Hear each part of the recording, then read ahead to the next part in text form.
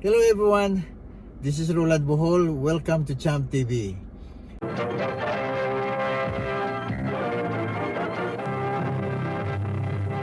Ating paksa, hindi lang suntukan ito. Kung hindi bakbakan ng mga masasayang usapan.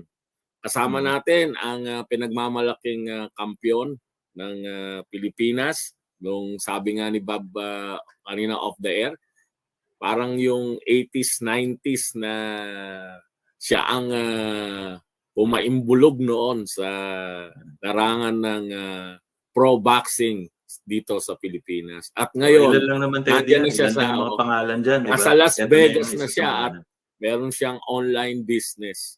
Mga kaibigan, eto na, si Champ Rolando Bohol.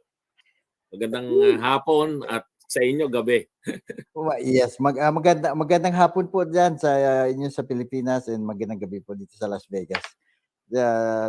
Thank you for having me on your show, Kuya Bob and Kuya Ed. Naku, Oo, kinuya na salamat. tayo. Hindi, talaga namang koyang tayo, koyang. O tsaka si Rolando. Just respect. Just respect. Anyway, si Rolando kasi umangat yung career niyan towards the mid-80s, tumawid siya ng 80s to 90s, and among the kings of boxing para sa Pilipinas, na naging transition period yan from yung dati-dati na classic, sila Bay, sila Salabarria, sila Adige, eto na yung modern Filipino boxers. Siguro isa na siya sa mga nandun na, nagsimula ng career path para kay Manny Pacquiao. Sila yung mga inidolo na ni Pacquiao nung umangat na yan. Tapos eto na, nakaposte sa atin. At isa pa, maganda mga ideya niya para sa negosyo. Kasi ang ganda ng standing niya dyan sa Las Vegas ngayon. At natutuwa kami at pinagbigyan niya kami ngayon. Rolando Bohol. Sino pa? Diba? Matagal na sana namin pong iniimbitahan pero dahil maraming aktibidades at yung time zone difference pa, yun ang naging problema rin natin. So, mga kababayan, tayo'y magbakbaan na. Ang sakit pakinggan eh. Baka na. Bakbakan na, suntukan na. Anyway, Rolando, umpisahan ko lang. Okay. Nung paakyat ka sa mundo ng boxing, mundo hindi Pilipinas kasi nandiyan ka na eh, na kilala na yung pangalan mo. Ano bang naiisip mong magiging karera mo nun? Kasi nandiyan ka na eh, kampiyon ka na. Isang matalinhagang tanong lang. Kung nasa isip na ng champion siya, anong kinabukasan niya? Ikaw ba nung time na yon naiisip mo kung anong future mo? No, to be honest with you, wala ano ko noon nagpagkatapos ng last fight ko tapos nag-retire ako eh. Ang gusto ko lang talaga dito noon eh mag-stay lang ako ng 5 years sa US. Gusto ko lang mag-enjoy after all those years na ako lumalaban ako kung saan. Parang napagod na rin ako sa kakabiyahe. Sabi ko, gusto kong mag-ano muna dito stay ng 5 years. Mayroon kaming usapan ni Ate Laura noon kasi before Elorde, Ate Laura Elorde. Mrs. Elorde, Laura Elorde, yung asawa ng dati kong trainer na si Flash Elorde. Sabi ko sa kanya, ate, pag gusto ko na mag-retire, at saka pag nag-retire ako, gusto ko muna dito muna ako sa United States. Sabi ko, yeah, bakit? Sabi ko, gusto ko lang subukan po kahit na mga 5 years lang o 10 years, whatever. Tapos pag hindi ako naging successful, di uwi ako sa atin. Tapos sabi niya, bakit anong gagawin mo dito? Ang ganda-ganda ng buhay mo doon sa Pilipinas. Sabi niya, kung gusto mo, uwi ka sa Pilipinas, pag-retire mo, isasama kita kay Joe Cantada, kasi meron naman kami monthly boxing, tapos magko-commentator ka sa kanya. Parang gano'n yung offer ni Ate Laura sa akin.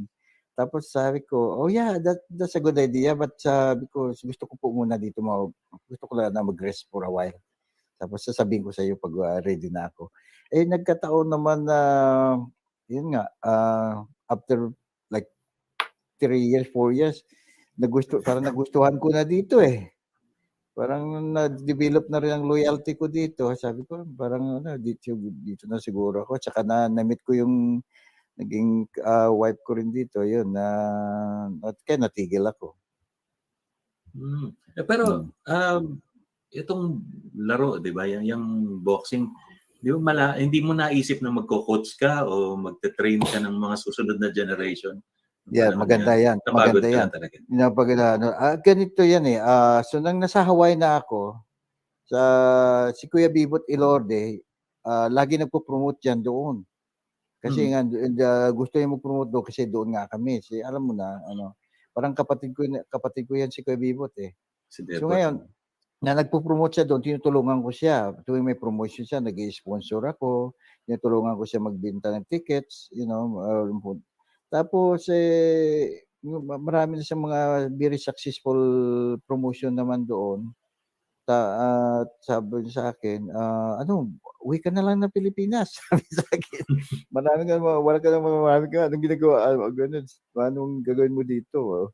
Sabi ko, hindi, parang gusto ko muna dito. Gusto ko mag-enjoy muna. Hindi pa ako hindi pa tapos yung pag-i-enjoy ko.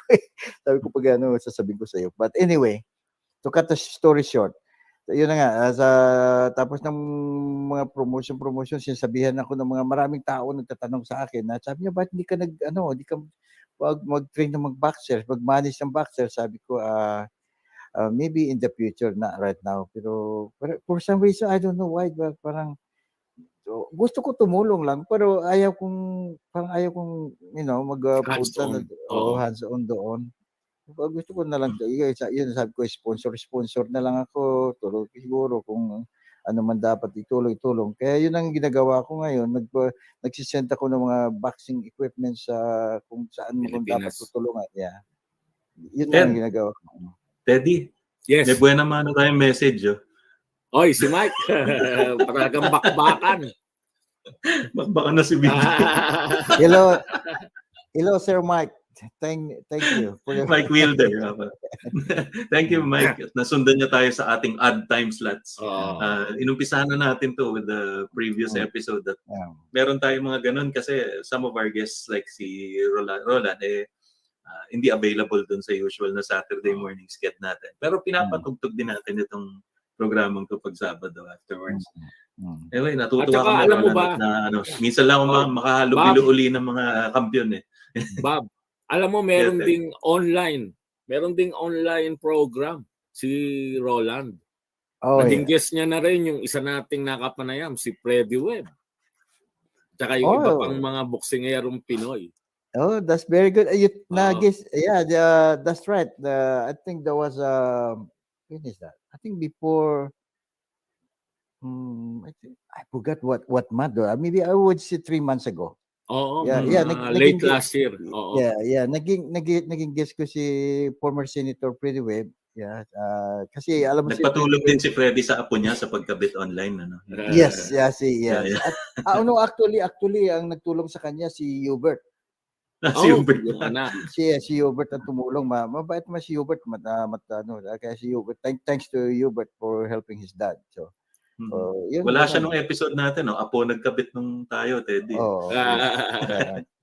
Anyway, kung if the former senator is watching, hello, idol. Mabait. Kasi ang maganda kasi si Kuya Freddy kasi si senator. Nung araw kasi ng panahon ko yan, active yan.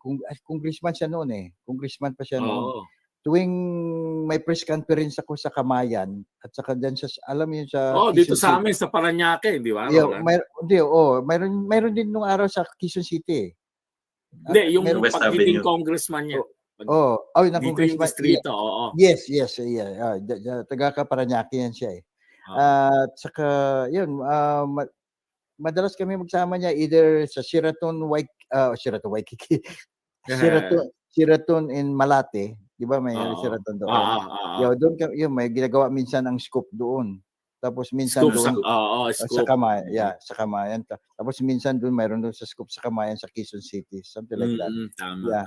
So, pero hindi niya naalala yun. Sabi ko nakakasama kita nung araw kasi 32 years ago. Sabi ko nakasama kita yun nung araw pag sa press conference, kasama na si Mrs. Lorde, si Lolo Sarial. Pag mayroon kasi pag tuwing may laban ako, okay, after ng laban, lagi ko iniimbitahan nila ni Gas Villanueva. Oo, Oo, si Ah, Gas. Gary Dizon. Oo. yeah, yun nakakasalamuha ko sila ni Mondatol, Ron De Los Reyes, sino ba yun? Sila, marami pa siya. Ang ating mabuting kaibigan din na Philippine Star Sports Writers na si Bill Lito Velasco. Takuhan. Oh, si Yeah, Bill. Lito Lito. Lito Lito Takuhan, Bill Takuhan. Velasco, si Rod Navarro, yung dating Tempo editor, sports, at saka si Manny Piñol, sa yung paborito ko si Joe Cantada. Of course, for reference purposes, no, may mga iba kasing sa susunod na generation. Si Joe Cantada actually poste siya ng boxing bago siya na isabak sa basketball. Oh, Yung okay. just for reference purpose. Kaya Yes, nababanggit ni Roland lagi. Yeah. Kasi si Joe, nandoon Mm. lahat ng laban ng boxing, makikita mo si Joe. And of Yeah. course, he has the distinction of being the Yes. ring announcer for Intrila Yes. in Manila. Yeah, Joe. he's outstanding. Yeah. Yeah, he's a good friend too. Si Teddy, Very nice. naabutan pa ng bata pa si Joe, nasa Pistorama pa. Hindi, naabutan kong bata si Gerard, yung pamangkin niya. Ikaw talaga. Yung golf, Yeah. sa golf. Yung golfer. Si Kuya Junior Tidi, golfer yun. Sige. si Kuya Tidi noon tingin ko malamang siguro nagkita rin kami dito sa isang lugar dyan sa Pilipinas, baka hindi lang kami Lahat ng Baka laban mo, nga. tinayaan niya. Tumaya siya. Sige. Kaya lang nagkataon lang siguro walang time noon na mag-collaborate sa kanya dahil Oo. siguro busy siya. Ito naman kung kailan ako nag-retire saka pero that's good though. I like it. Actually, I'm enjoying collaborating all of the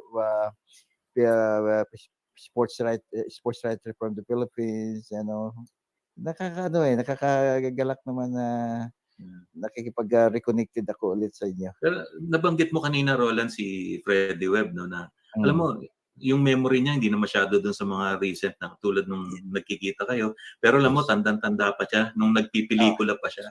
Yung dati Jaworski. Ngayon, yes. Eto ngayon, natatandaan mo ba yung pelikula mo kayo ni Rolando Navarrete? Oh yeah, absolutely. Actually, gumawa ako ng Kambal na Kamaon channel. Andyan ngayon, in-upload ko. Dati marami ng views yan. Umabot na ng siguro dapat kung hindi ko tinanggal yan. Nasa over million na yan Ito, nilagay ko ngayon. Sana ma-enjoy nyo. Yeah. Pagpapanood. Ine-re-upload ko yan sa gumawa ko ng bagong channel, yung Kambal na Kamao. So, kaya yung views ata ngayon back to like 4K, I think, something like that. Eto, si Roland Navarrete.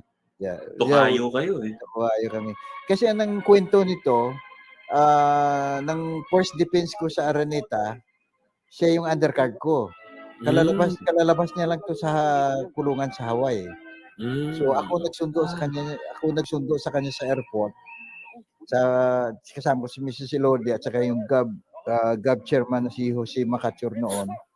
Tapos tinanong siya doon kung sino gusto niyang manager na maghawak sa kanya.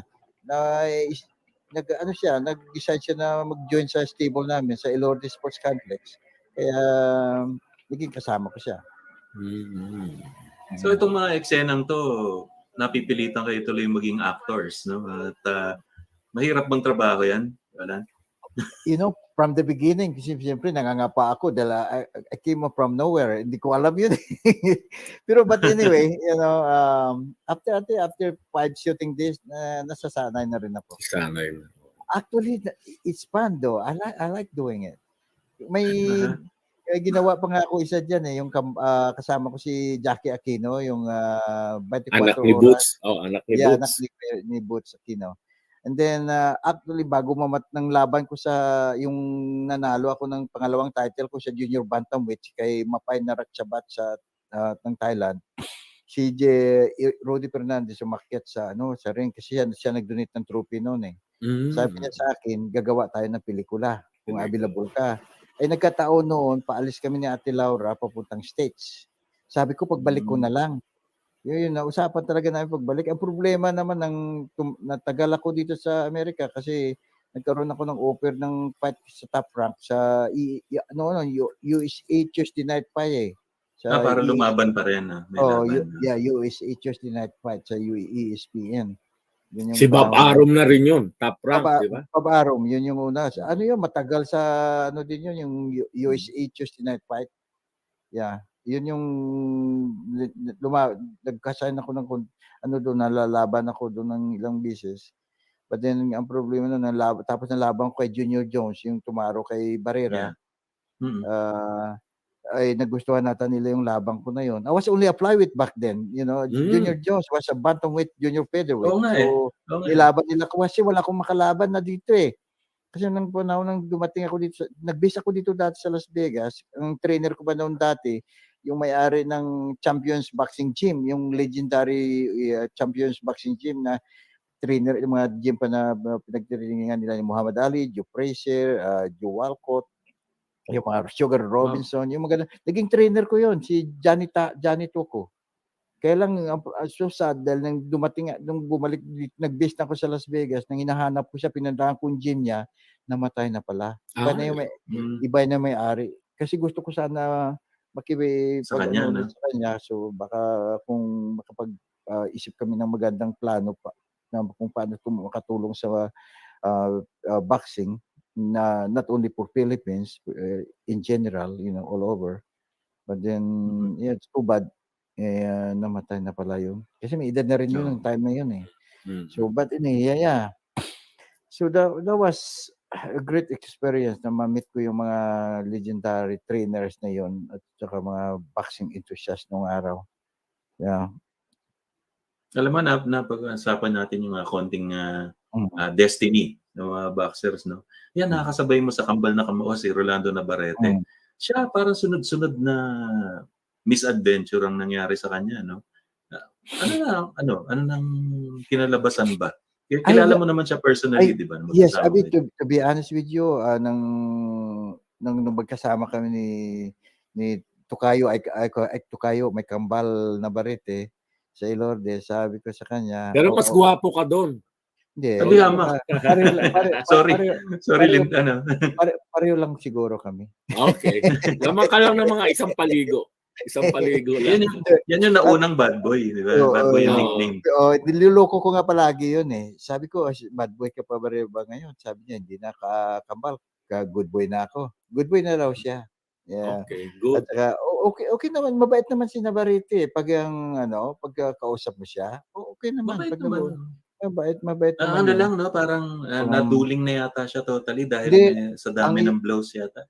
Ang story diyan, actually di ba nang lumaban siya nung galing siya, di ba, nang nagawa kami ng movie, di ba? Tapos pagkatapos ng movie na yun, nakailang laban kami, halos magkasabay kami palagi. Nagkasabay kami nila ni Espinosa, na yung 3 Filipinos versus Thai.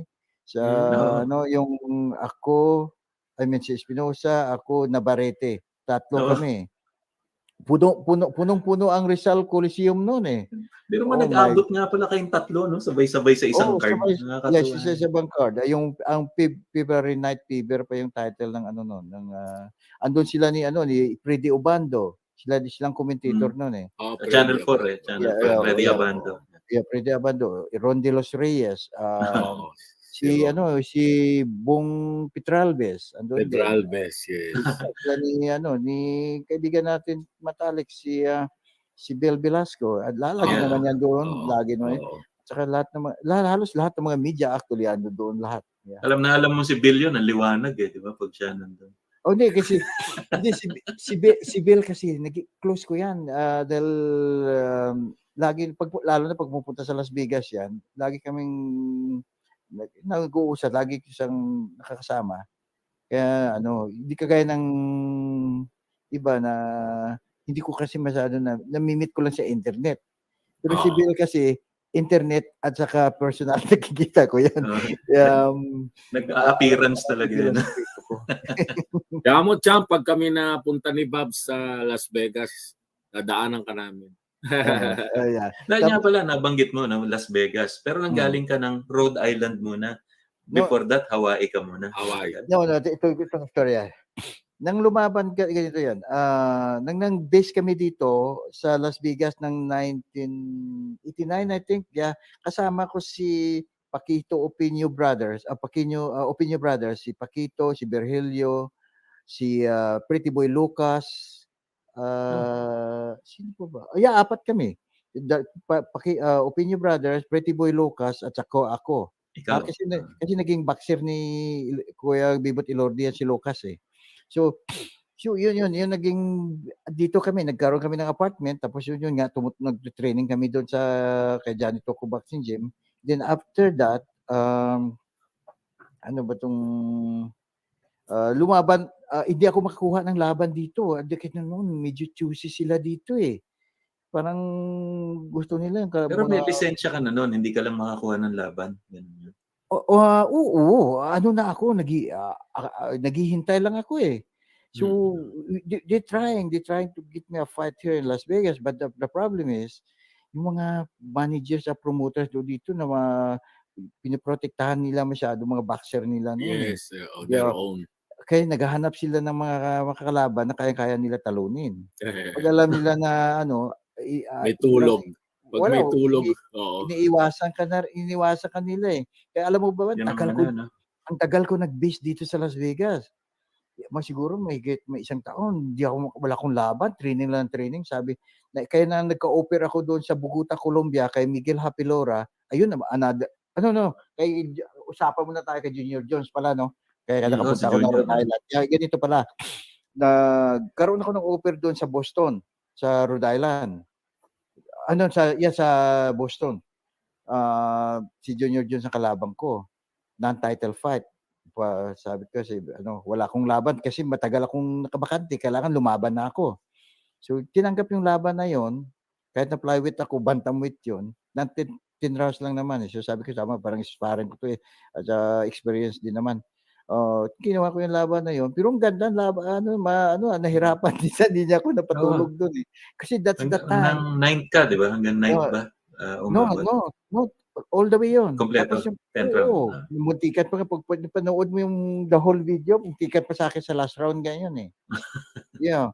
Kaya nga na si Arben Sten kasing commentator noon, kaya nga sabi nga kung katimbang ko lang daw si Junior Jones is excellent hazard or whatever. I don't ko alam kung anong ginamit na term ni Al Bernstein noon. But anyway, it was a good fight. Kaya yung laban na yun, pagkatapos ng laban na yun, inupiran ulit ako ng top rank ng another fight. Kaya lang, yung time na yun yung napanood nila Ate Laura ata. Kasi Ate Laura wala doon. Kasi nakastay ako doon sa Rhode Island kay Harold Gomes, yung nakalaban ni Ate Tumalo kay Lord. Yes. Yeah, yun yung naging ko nakalaban ni Lord. Yun yung naghawak sa akin sa Rhode Island. Kasi meron siyang may Champions Boxing Gym sa doon. Nagtrabaho ako doon. Nagtitraining ako ng mga boxers. Meron ako mga estudyante, may senator pa nga ako na naging doon naging estudyante. Yung people that wants to go to the gym just to keep in shape, yun, tinuturuan ko sila ng body exercise, how to throw straight jab, uppercut, etc. Gusto nila yon. Tapos meron pa akong isang student na nagtatrabaho sa National Guard. Ayun naman, mahilig sa sa diving. Alam mo naman sa England, sa Rhode Island, di ba, yun yung famous na New England lobsters. Doon tumaas yung cholesterol ko. Kaya di ba, kaya nga butik lang ako namatay. Did you know that yung sa heart may problem ka sa heart, di ba? I have a 6 bypass 2016 and 2 stents 2018. So, dami mo palang flyover sa puso mo, mga pinalagay mo dito. Grabe. So, ngayon, tapos yun nga, at the same time, nagtatrabaho ko sa gym ng Champions Boxing Gym, nagtuturo ako ng mga estudyante. Tapos, nagka-offer ako doon na lumabang kay Junior Jones. Tapos, tinapos ko yung laban na yun, magandang laban, may magandang feedback. Pero, nagtapos na laban na yun, pinuntahan ako ni Ate Laura, sabi niya, uwi ka, bata ka pa, sabi niya. Marami pang future, maganda pa yung future ahead of you, sabi niya. So yun, umuwi ako sa Pilipinas. So nagstay ata ako doon lumaban mo kay sino ba yun? Si Sergio Pipito ba yun? Nakalimutan ko na eh. Oh, no, Jonathan Albay.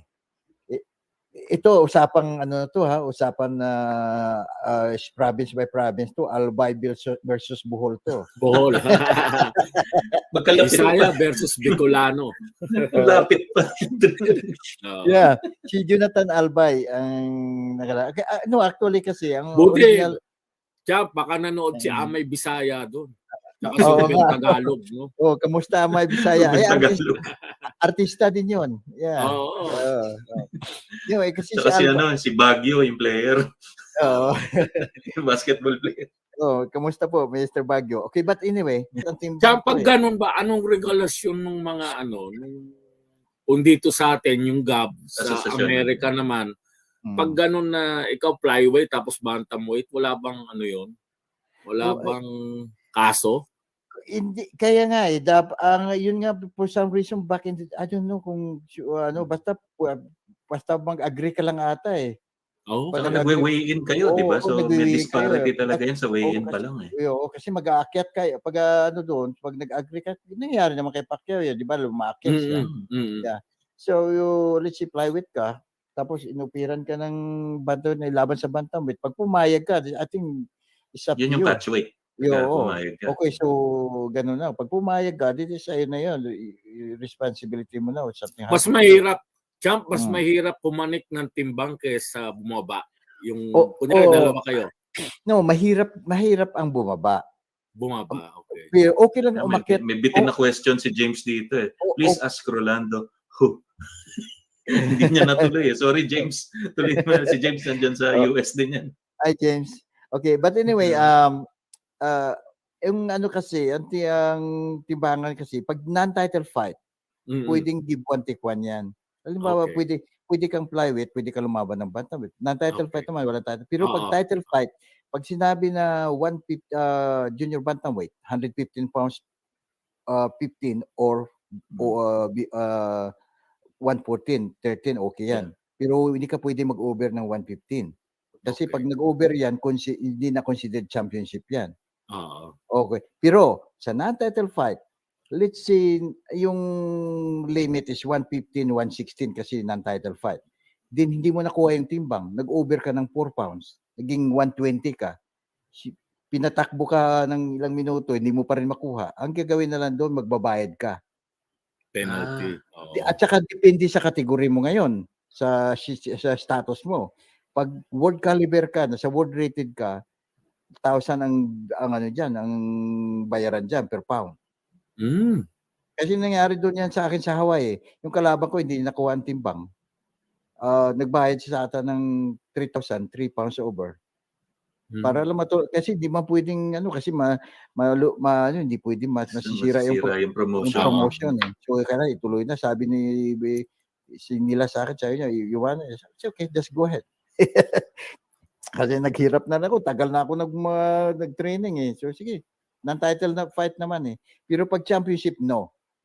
Hindi pwede yon kasi pwede, pag hindi makuha yung timbang mo, pag 115, pwede mag 114 ka, 114 and a half, pero hindi ka pwede mag-over ng 115. Pag nag-over ka, hindi mo makuha, hindi matuloy ang laban. Just like what happened to Casimiro. Di ba? Pag hindi nakuha yan, mabuti nga hindi ni-strip yung title niya eh. Oo, pwede nga. Nung araw, ni-strip yun eh. Ini-strip nila yun eh. Tinatanggal yung corona pag hindi mo nakuha. So hindi na ganun ngayon? Hindi na sinistrip ngayon? Buti nga WBO hindi masyadong mahigpit. Ayan, speaking